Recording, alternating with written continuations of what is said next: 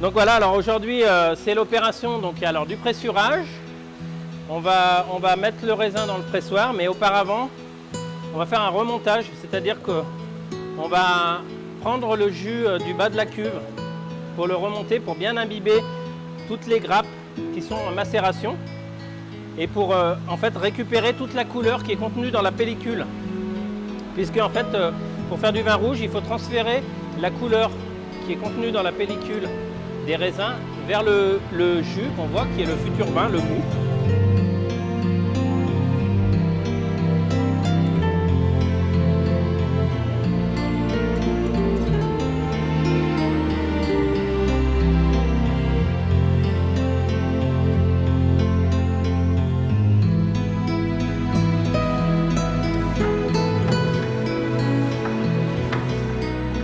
Alors là, ça va être l'opération du pressurage qu'on a dit tout à l'heure, c'est-à-dire qu'on va enlever tout le jus de tir, c'est-à-dire c'est le jus dans lequel a baigné les raisins ou macéré pendant toute la semaine pour faire le vin rouge.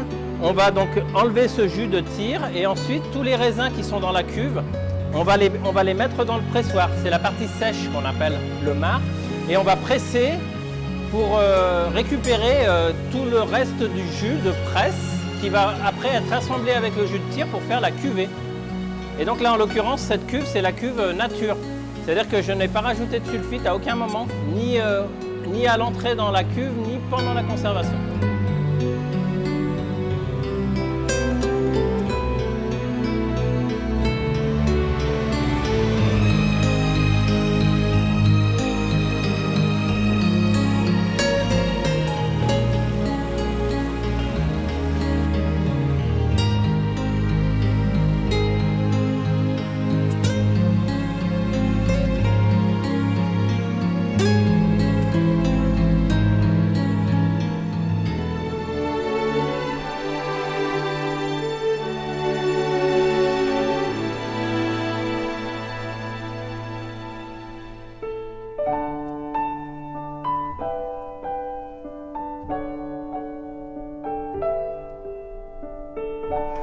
Alors je dirais qu'en fait, par rapport à l'appellation, sur l'évolution sur les 20 dernières années, puisque moi ça fait 20 ans que je suis installé, donc j'ai vu l'évolution.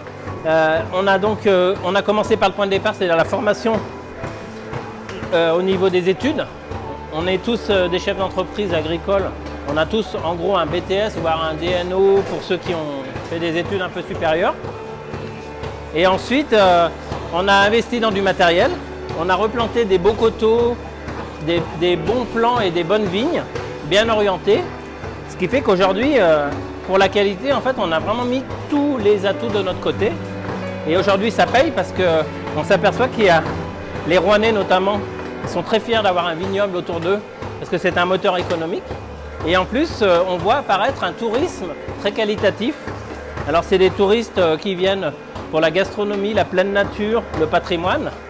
Au point qu'on a eu une bonne nouvelle cette année, dans l'année 2020 qui était une année un peu quand même difficile moralement.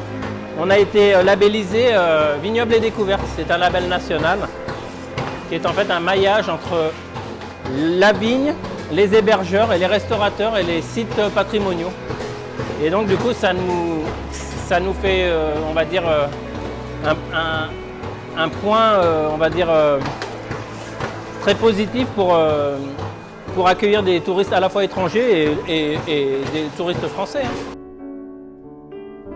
C'est une chance pour notre territoire pour une raison simple, c'est que le touriste il vient d'abord parce qu'il voit ces vignes sur les photos et notamment toutes les brochures que l'on diffuse, mais aussi parce qu'il repart et il repart toujours avec une bouteille de Côte Rouennaise dans ses valises et c'est très important pour nous de valoriser ce moment des vendanges qui sera le fruit et le produit de la bouteille de l'an prochain au moment où le touriste viendra sur notre territoire.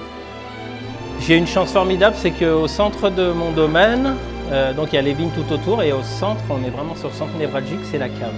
La cave elle a une double entrée, à la fois technique, donc on voit le pressoir de l'autre côté, et une entrée plus festive pour aller dans la salle. Donc ça c'est quand même très positif. Et cette cave en gros elle est fin 19e, 1850-60 et aujourd'hui j'y élève des vins. C'est-à-dire que de plus en plus, je mets des vins dans des fûts, mais ce n'est pas des fûts neufs. C'est des fûts qui ont déjà une vie avant d'être utilisés, on va dire. Ici, il fait quand même frais et les vins en fait, se conservent mieux à l'abri de la lumière, des vibrations et des écarts de température, notamment tout ce qui est choc thermique, puisqu'on dit que le vin, en fait, son problème, c'est le choc thermique. Là, on vient de remplir le pressoir, on l'a mis en route, et donc on va commencer à voir le jus donc, de presse qui va dans la maie. Et là, en fait, c'est le moment qui est le plus important, puisque c'est là qu'on va goûter donc, ce fameux paradis qui est le jus de raisin des baies qui n'ont pas encore libéré tout leur jus. Donc il y a du sucre confit et c'est très agréable au goûter.